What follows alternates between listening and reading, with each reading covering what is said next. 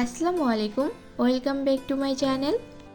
আজকে আমি আপনাদের রমজান স্পেশাল সাবুদানা আর কিছু ফ্রুটস দিয়ে একটা মজাদার ড্রিঙ্কস বা ডেজার্ট তৈরি করে দেখাবো।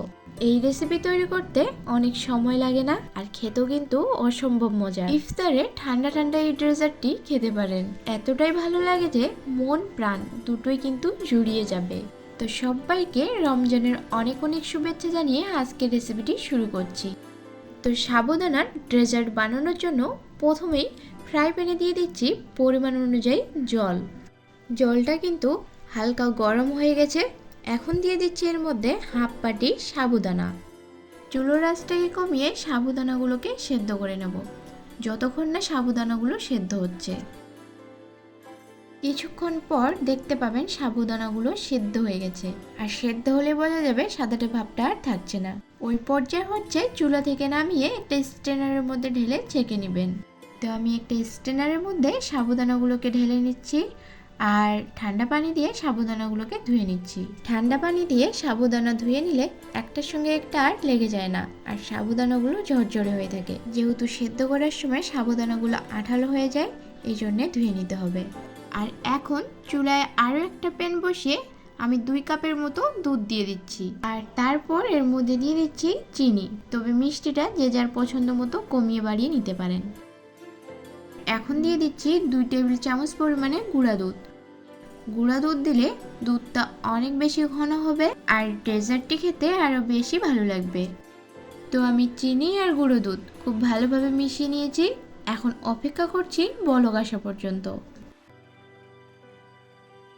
তো 5 মিনিটের মতো দুধটাকে জাল করে নিয়েছি। এখন আমি এর মধ্যে অ্যাড করে দেব 1 চামচ পরিমাণে কাস্টার্ড পাউডার। এই কাস্টার্ড পাউডার দেওয়ার কারণ হচ্ছে দুধটাকে আমি কিছুটা পরিমাণে ঘন করে নিচ্ছি। যেহেতু দুধটাকে জাল দিয়ে ঘন করার মতো সময় নেই, তাই এইভাবে কাস্টার্ড পাউডার দিয়ে ঘন করে নিয়েছি। দুধটা কিছুটা ঘন হয়ে গেছে, আর এখন আমি এর মধ্যে দিয়ে দিচ্ছি জল ঝরিয়ে রাখা সাবুদানা। আর সাবুদানা দেওয়ার পর সঙ্গে সঙ্গে কিন্তু এটাকে মিশিয়ে দিতে হবে, তা না হলে আবার দেখা যাবে যে দলা বেঁধে যাচ্ছে। এই মিশ্রণটি খুব বেশি ঘন হবে না, আবার খুব বেশি পাতলা হবে না। তো মাঝারি আছে আরও 2 থেকে 3 মিনিট এটাকে আমি জাল দিয়ে নেব।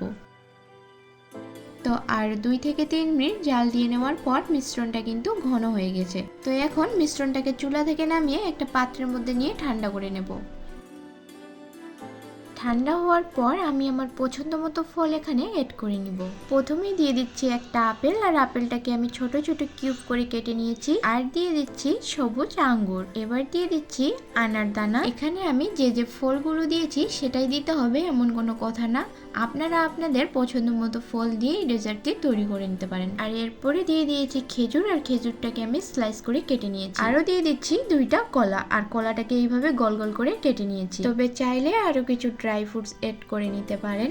এবার সব কিছুকে ভালোভাবে একটু মিক্স করে নিব। এই ডেজার্টটি অবশ্যই ঠান্ডা ঠান্ডা খেতে হবে। চাইলে ইফতারের কিছুক্ষণ আগে বানিয়ে এটাকে ফ্রিজে রেখে দিতে পারেন, তারপর ঠান্ডা ঠান্ডা সার্ভ করতে পারেন। সারাদিন রোজা রাখার পর ইফতারে যদি এই ডেজার্টটি খেতে পারেন তাহলে আপনাদের ক্লান্তি নিমিশেই শেষ হয়ে যাবে, আর মন প্রাণ দুটোই কিন্তু জুড়িয়ে যাবে। আশা করছি আজকের এই ডেজার্টের রেসিপি আপনাদের ভালো লেগেছে আর সহজও লেগেছে।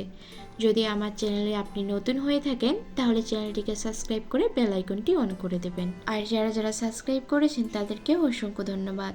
আজকের মতো বিদায় নিচ্ছি। ততক্ষণ ভালো থাকবেন, সুস্থ থাকবেন। আল্লাহ হাফিজ।